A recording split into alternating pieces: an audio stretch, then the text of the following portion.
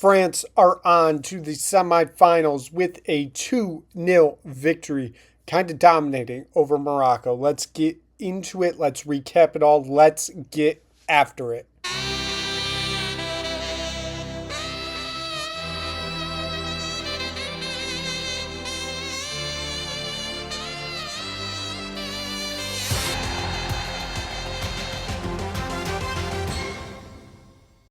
Welcome into World Cup review.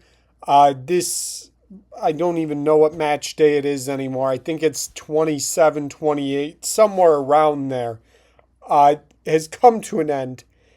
France have defeated Morocco 2-0 and have moved on to their third straight semifinal, becoming only the second or third nation in history to appear in three straight semifinals. Welcome in. I'm your host, as always, Nick Burt. This was a game we talked about, this morning, previewing it, that it felt like a clash of two different styles. Like, we know Morocco is going to want to park the bus, and, they tried their hardest. They basically got through an hour doing that quite well.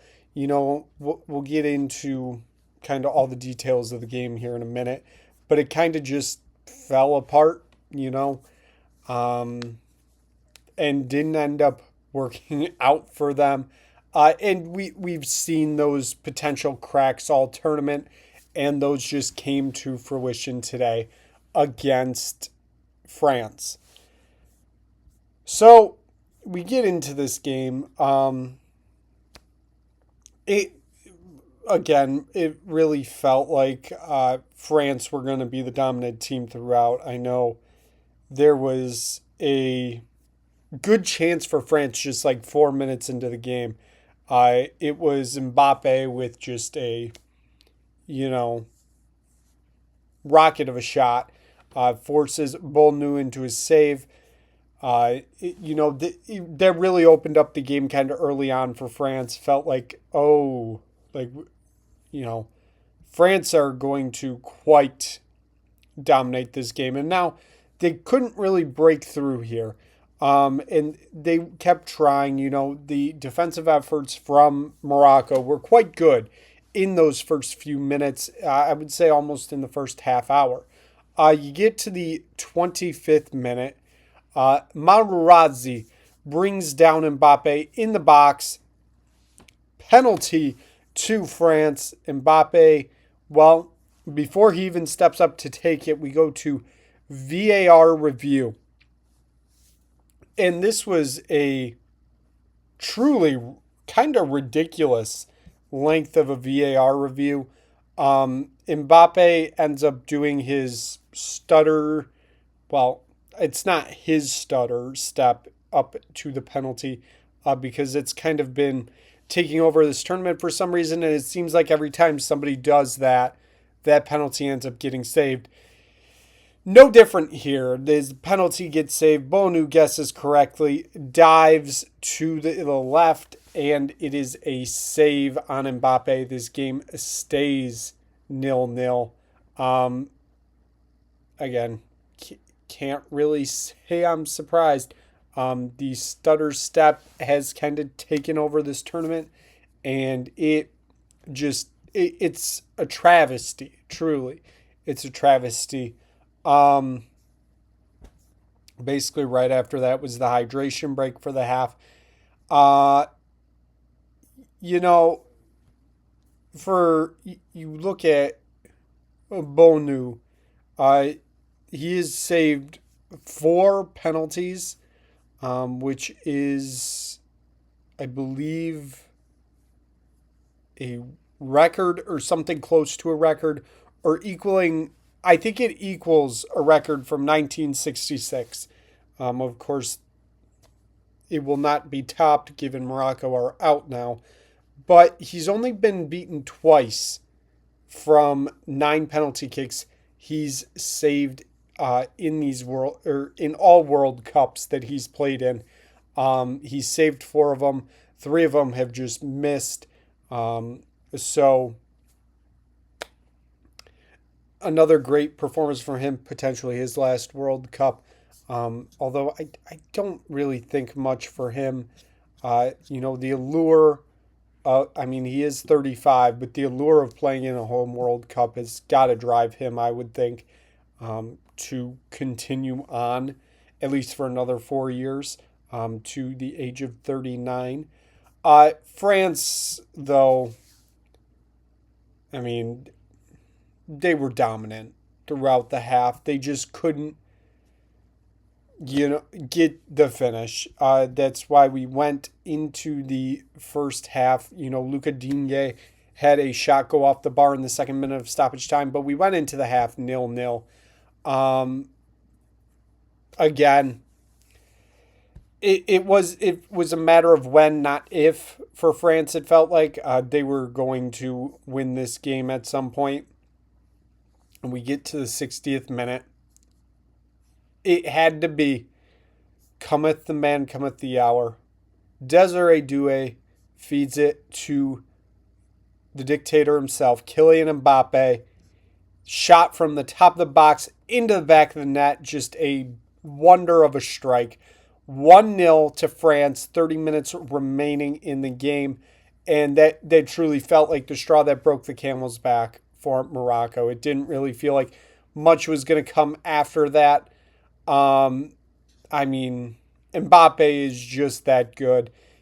And then just 6 minutes later, Kylian Mbappe feeds it to Ousmane Dembélé, the two-headed monster, all tournament. Dembélé takes a shot from the top of the box, straight into the back of the net, past Bonu. 2-0 France.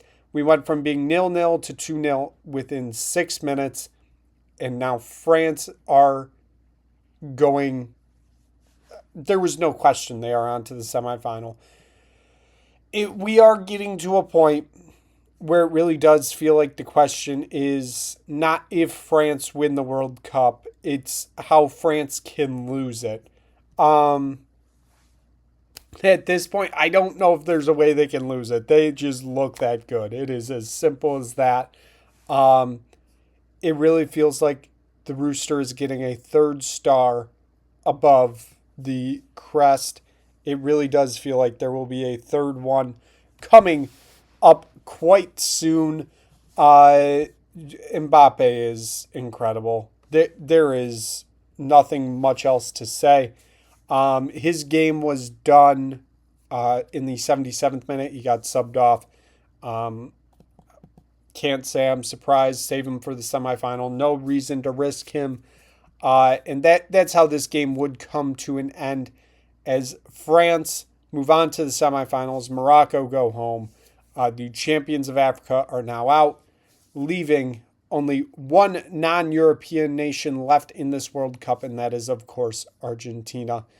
For Morocco, I would say it's both been a good tournament and a disappointing tournament. Obviously, they would have wanted to go farther, try to top that result from 2022, but circumstances dictate otherwise. You're playing the best team in the world at this moment. It was going to be a struggle to get goals in the first place, let alone win. And then you went through a managerial change like 2 months before World Cup. Doesn't bode well for your chances in the tournament. I think getting to a quarterfinals is good for Morocco.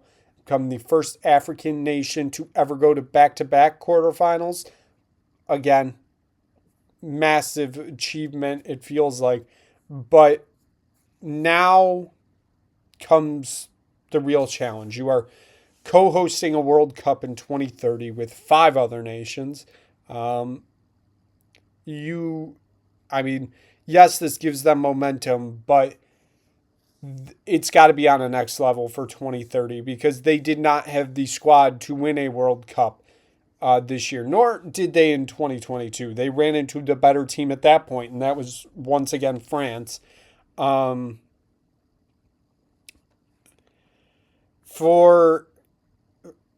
Everything now turns on 2030, and for Morocco, it's different. As somebody that's watched both or all three of Mexico, Canada, and the United States just fiddle around for 4 years because you don't qualify. You're playing pointless friendlies for 4 years.